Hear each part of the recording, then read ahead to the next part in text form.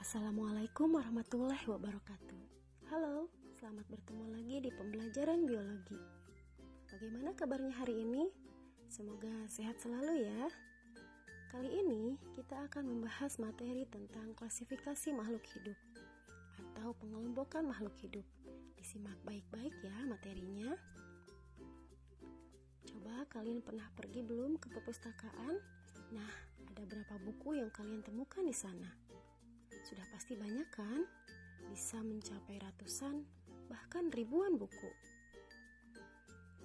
Tapi pernah nggak kalian menemukan kesulitan untuk mencari buku yang kalian cari? Sebanyak apapun koleksi buku di perpustakaan, dengan bantuan pustakawan, kalian bisa menemukan buku yang kalian cari. Kenapa bisa begitu ya? Tentu saja karena koleksi buku di perpustakaan telah dikelompok-kelompokkan berdasarkan ketentuan yang ditetapkan.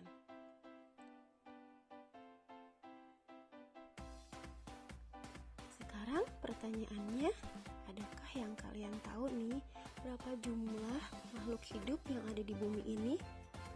Kita contohkan dunia hewan. Ada berapa banyak nih jumlah hewan dari yang ukurannya paling kecil atau mikroorganisme sampai yang ukurannya paling besar. Jumlahnya mungkin ada miliaran ya. Nah, sekarang makhluk hidup di bumi dikelompokkan berdasarkan persamaan atau perbedaan ciri-cirinya.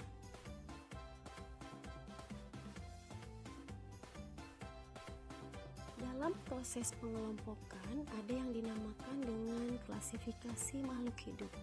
Nah, tingkatan klasifikasi makhluk hidup dimulai dari tingkatan takson yang paling tinggi.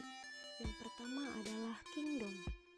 Semua kelompok hewan termasuk ke dalam kingdom Animalia, sedangkan kelompok tumbuhan termasuk ke dalam kingdom Plantae.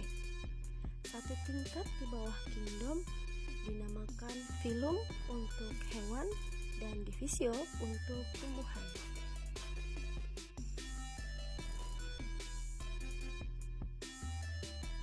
Satu tingkat lagi di bawahnya divisio dan phylum kita sebut sebagai kelas. Kelas ini memiliki ciri-ciri yang sama, kemudian tingkatan taksonnya juga sama. Contohnya kucing dan kelinci, termasuk kelas yang sama yaitu kelas Mamalia. Berikutnya adalah ordo. Ordo adalah tingkat takson dengan tingkatan di bawah kelas. Misalnya ordo karnivora yaitu hewan pemakan daging. Di bawahnya lagi ada kelompok famili. Pada tingkatan ini terdapat sebuah kelompok yang berkerabat sangat dekat, memiliki ciri-ciri yang sama. Contohnya kucing, harimau, dan singa termasuk ke dalam famili yang sama, yaitu Felicidae, karena memiliki kekerabatan yang paling dekat. Berikutnya adalah genus. Genus terdiri dari satu kata dengan huruf pertama diawali dengan huruf kapital. Bisa ditulis dengan tulisan yang miring atau digarisbawahi. Terakhir adalah spesies. Tingkatan paling rendah ini menjadi satuan dasar untuk klasifikasi makhluk hidup.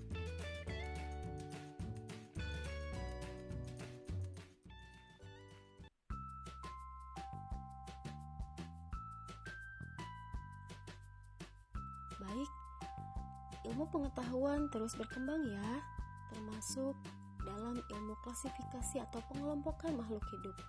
Pada awalnya Aristoteles membagi klasifikasi menjadi dua kingdom saja, yaitu Animalia dan Plantae. Nah, pada kesempatan ini kita akan membahas tentang klasifikasi 5 kingdom. Yang pertama adalah kingdom Monera. Kingdom Monera termasuk ke dalam organisme tertua yang menghuni bumi ini. Contohnya adalah bakteri. Yang kedua adalah kingdom Protista.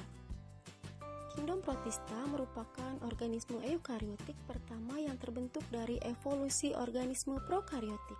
Contohnya adalah amuba. Jadi sekarang kalian tahu bahwa amuba termasuk ke dalam kelompok Protista. Kingdom yang ketiga adalah kingdom fungi atau jamur. Sekilas bentuknya seperti tumbuhan ya, tetapi kelompok fungi tidak memiliki klorofil, sehingga dia tidak bisa masuk ke dalam kingdom plantae. Kingdom yang keempat adalah kingdom plantae atau dunia tumbuhan, yaitu organisme eukariotik multiseluler dengan memiliki klorofil, sehingga mereka bisa melangsungkan proses fotosintesis dan menghasilkan makanan sendiri. Terakhir adalah kingdom animalia atau dunia hewan. Organisme kingdom ini termasuk organisme eukariotik yang multiseluler. Berbeda dengan tumbuhan yang memiliki dinding sel, maka kingdom animalia tidak memiliki dinding sel, tetapi lebih banyak mengandung sel otot dan sel saraf untuk mencari makanannya. Itu dia pembahasan untuk materi ini. Selamat belajar dan tetap semangat ya.